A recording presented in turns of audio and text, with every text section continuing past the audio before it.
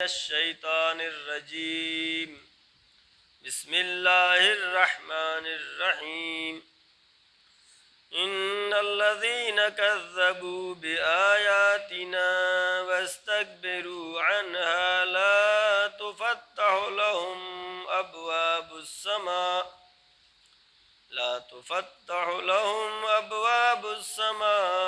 ولا يدخلون الجنة حتى يلج الجمل في سم الخياط وكذلك نجزي المجرمين۔ یہ بات جو ہے جہنم والوں کے بارے میں بیان ہو رہی ہے۔ کل جو آیت ہم نے پڑھی اس میں تھا کہ ایک دوسرے کے اوپر لعنت کریں گے، جہنم میں جانے والے لعنت کریں گے، ایک دوسرے کو گالی دیں گے، برا بھلا کہیں گے، اور ساتھ ساتھ کہیں گے پروردگارا اس نے ہم کو بہکایا تھا، اس نے ہم کو گناہ پہ لے گیا تھا، اس کو زیادہ سزا دے۔ خداوند عالم کیا کہے گا؟ قال لکل ضعف، ہر ایک کے لیے ضعف، سب کو ڈبل سزا ملے گی۔ کیوں ڈبل سزا ملے گی؟ یہ کل ہم نے پڑھا تھا کہ چونکہ اس نے جو ہے اس کو بہکایا ہے، اس لیے اس کو سزا ہو رہی ہے، زیادہ سزا، اور چونکہ یہ بہکنے کے بعد اس کی تعداد بڑھائی ہے، یعنی آپ کہیں پہ جا رہے ہیں، اچھے لوگوں کی اگر تعداد بڑھا رہے ہیں تو ثواب ملے گا، ہو سکتا ہے آپ کچھ نہ کر پائے، صرف سنے بیٹھ کر کے، لیکن چونکہ اچھوں کی تعداد بڑھائی ہے تو اس کا ثواب ملے گا، بروں کی تعداد بڑھائی ہے تو اس کا عذاب ملے گا۔ اور آج کی آیت جو ہے ان الذین کذبوا بآیاتنا، وہ لوگ کہ جنہوں نے جھٹلایا ہماری آیتوں کو۔ خداوند عالم فرما رہا ہے ہم نے آیتیں جو نازل کی اس کو جن لوگوں نے جھٹلایا، انکار کر دیا، واستکبروا، اور انہوں نے غرور کیا، گھمنڈ کیا، تکبر کیا، یہ تکبر کی وجہ سے انکار ہے۔ واستکبروا عنہا، آیات کا انہوں نے استکبار کیا۔ لا تفتح لهم ابواب السماء، ایسے لوگوں کے لیے جو آیات الہی کا انکار کرنے والے ہیں، لا تفتح لهم ابواب السماء، ان کے لیے آسمان کے دروازے نہیں کھولے جائیں گے، آسمان اوپر کا بند ہے۔ لا تفتح لهم ابواب، باب کی جمع ابواب، جیسے حدیث پیغمبر کی انا مدینۃ العلم وعلی بابها، باب مانے دروازہ۔ لا تفتح لهم ابواب السماء، ان کے لیے آسمان کے دروازے نہیں کھولے جائیں گے۔ ولا يدخلون الجنہ، جنت میں بھی داخل نہیں ہوں گے جنہوں نے آیات الہی کا انکار کیا اور گھمنڈ اور تکبر کیا۔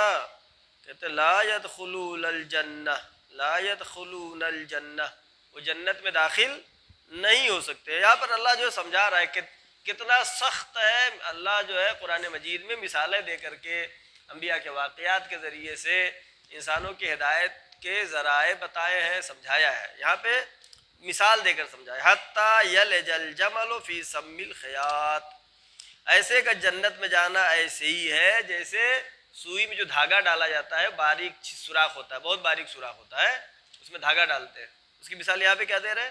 حتی یلج الجمل فی سم الخیاط، یعنی اگر اونٹ سوئی کے دھاگے سے پار ہو جائے تو پھر ایسے لوگ جنت میں جا سکتے ہیں۔ درحال ہے کہ یہ کیا ہے؟ یہ محال ہے، سوئی کے جو سوراخ ہے اس میں سے اونٹ پورا پار کچھ بھی نہیں، چھوٹی چیز بھی نہیں پار ہوتی، اس میں دھاگا مشکل سے پار ہوتا ہے۔ لہذا ایسوں کا جنت میں جانا ایسا ہی ہے جیسے، اتنا ہی مشکل ہے جیسے سوئی کے سوراخ سے اونٹ کو گزار دینا ہو۔ وَكَذَلِكَ نَجْزِي الْمُجْرِمِينَ، اور خداوند عالم فرما رہا ہے کہ ہم مجرمین کو ایسے ہی سزا دیتے ہیں، جو جرم کرنے والے ہیں، گناہ کرنے والے ہیں، ان کے لیے سزا ایسی ہی ہے۔ اب اس آیت کے ذیل میں پانچویں امام حضرت محمد باقر علیہ السلام کی حدیث ہے جس میں امام علیہ السلام فرماتے ہیں ابواب السماء، یعنی آسمان کے دروازے مومنین کے لیے کھلتے ہیں، مومنین کی دعائیں اوپر تک جاتی ہیں، مومنین کی روحیں اوپر تک جاتی ہیں، مومنین اوپر تک جاتے ہیں، اور جو کافرین ہیں ان کے لیے خاص لفظ ہے، ابھی ذہن میں نہیں آ رہا، بہرحال کہ سجین، فی سجین، بالکل ہی نچلے حصے میں، اب یہاں پر جو ہے مفسرین نے دو باتیں بیان کی ہیں. بعض یہ کہتے ہیں کہ شاید اس سے مراد ظاہری معنی ہوں، یعنی جنت اوپر ہے اور جہنم نیچے ہے، جنت اوپر ہے اور جہنم نیچے ہے. یا بعض نے کہا کہ نہیں، اس سے مراد یہ ہے کہ چونکہ آیت کیا کہہ رہی، لا تفتح لهم ابواب السماء، ان کے لیے آسمانوں کے دروازے نہیں کھلتے ہیں. تو جو یہ کہا گیا کہ جنت اوپر اور جہنم نیچے ہے، بعض مفسرین نے کہا یہ مراد نہیں بلکہ قرب خدا مراد ہے. قرب خدا، جو مومنین ہے وہ اللہ سے نزدیک ہے، بلندی پہ ہے، اور جو کافر و مشرک ہے، اللہ کو نہیں ماننے والے ہیں، عبادت نہیں کرنے والے ہیں، آیات کا انکار کرنے والے ہیں، وہ کیسے ہیں؟ ان کی مثال کیا ہو گئی کہ وہ اللہ سے دور ہو گئے، وہ اللہ سے دور ہو گئے.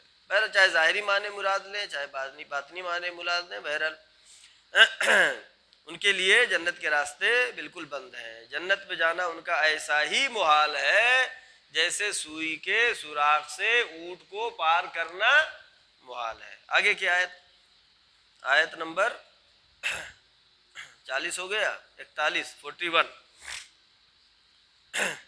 لهم من جهنم مهاد ومن فوقهم غواش وكذلك نجزي الظالمين. لهم من جہنم مہاد، ان کے لیے جہنم میں آگ کا بستر ہوگا، آگ بستر بھی ہوگا تو آگ کا.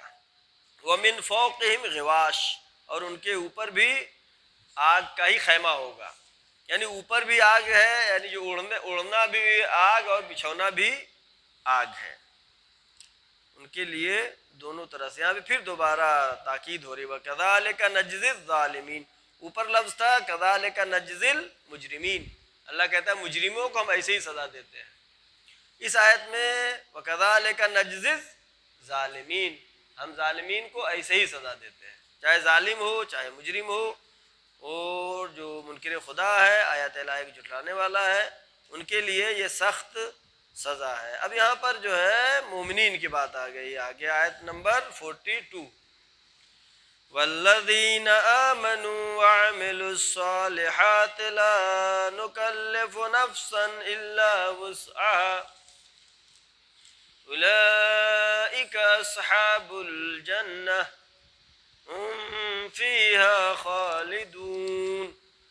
والذین آمنوا وعملوا الصالحات، جو ایمان لائے اور نیک عمل کیے. جہاں پر بھی ایمان کی بات ہے ساتھ ساتھ قرآن مجید میں عمل صالح کا ذکر ہے. ایسا نہیں کہ ہم اللہ کو مانتے ہیں، 1,24,000 انبیاء کو مانتے ہیں، 12 اماموں کو مانتے ہیں، سب مانتے ہیں لیکن جو ہے نماز نہیں پڑھیں گے. سب مانتے ہیں روزہ نہیں رکھیں گے، سب مانتے ہیں زکوٰۃ نہیں دیں گے، خمس نہیں دیں گے، حج کو نہیں جائیں گے. تو یہ کس لیے واجب ہو گیا، وہ کس لیے واجب ہو گیا؟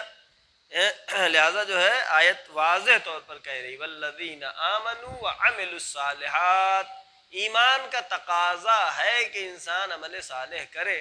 اگر کسی کو یقین ہے کہ اس دنیا کے بعد جو ہے جہنم ہے جس میں ہمیشہ رہنا پڑے گا، اگر اللہ کی بتائی ہوئی جو عبادتیں ہم پر واجب ہے انجام نہیں دیں گے تو پھر وہ نماز نہیں چھوڑے گا. یعنی ایمان کی پختگی کی بات ہے.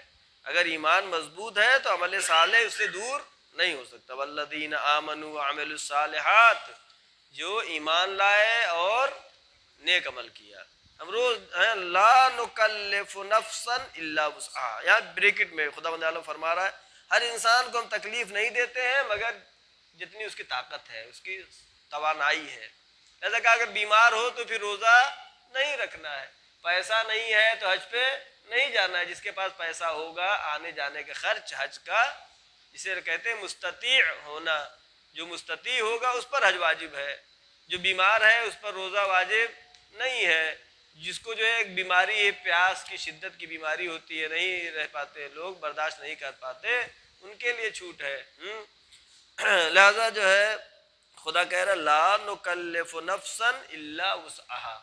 خدا بند عالم بندوں کو ذمہ داری نہیں دیتا ہے، تکلیف نہیں دیتا ہے مگر یہ کہ جتنی وسعت ہے اس کی توانائی. یعنی خدا نے جو کچھ بھی ہم پہ واجب کیا ہے وہ خدا علیم ہے، وہ جانتا ہے کہ میرے بندے میں کتنی طاقت ہے، لہذا اس نے اسی حساب سے ہم پر واجب کیا ہے اور حرام چیزوں کو بتایا ہے کہ اس کو انجام نہیں دینا۔ اولئک اصحاب الجنہ، یہ لوگ جو کہ ایمان لائے ہیں اور عمل صالح انجام دیتے ہیں، یہی اصحاب جنت ہیں، یہی جنت میں جانے والے ہیں۔ ہم فیہا خالدون، مین پوائنٹ یہاں پر ہے، ہم فیہا خالدون، ہمیشہ رہنا ہے، ہمیشہ۔ اس کے بعد اس دنیا میں انسان رہے گا 50 سال، 60 سال، 100 سال، اس کے بعد جو ہے اس کی روح نکل جائے گی اور چلا جائے گا دوسری دنیا میں، عالم برزخ میں، عالم برزخ میں رہے گا یہاں تک کہ قیامت جب آئے گی تو پھر وہ عالم آخرت میں چلا جائے گا۔ عالم آخرت میں حساب کتاب کے بعد ہم فیہا خالدون ہے، پھر وہاں وقتی نہیں ہے، یعنی بچہ جو ہے ماں کے پیٹ میں کتنا 9 مہینے رہتا ہے، ایک وقتی ایک مدت ہے۔ اس دنیا میں کتنے دن رہتا ہے؟ 100 سال رہتا ہے، لیکن وہاں پر کیا ہے؟ ہم فیہا خالدون، وہاں پہ ہمیشہ۔ جو جنت میں چلا گیا وہ ہمیشہ جنت میں رہے گا، جو جہنم میں چلا گیا وہ ہمیشہ جہنم میں رہے گا۔ لہذا اس دنیا میں اگر تھوڑا تکلیف اٹھاتا ہے انسان، کچھ حرام سے بچتا ہے، سب اچھا اچھا کھا رہے ہیں سموسہ، اور جو ہے چونکہ پاک نہیں ہے نہیں کھایا، ہم نے تکلیف اٹھایا ہے، تو اس کا اجر ملنے والا ہے۔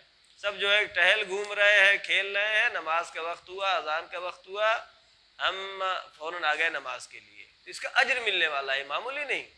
لہذا فَمَن يَعْمَلْ مِثْقَالَ ذَرَّةٍ خَيْرًا يَرَهُ، جو بھی نیک کرے گا ایک ذرہ کے برابر بھی اس کا بدلہ وہاں ملے گا، اور جو بھی برائی کرے گا وَمَن يَعْمَلْ مِثْقَالَ ذَرَّةٍ شَرًّا يَرَهُ، جو برائی کرے گا تھوڑا ذرہ برابر بھی اس کا بدلہ اسے خداوند عالم اس کی سزا دے گا۔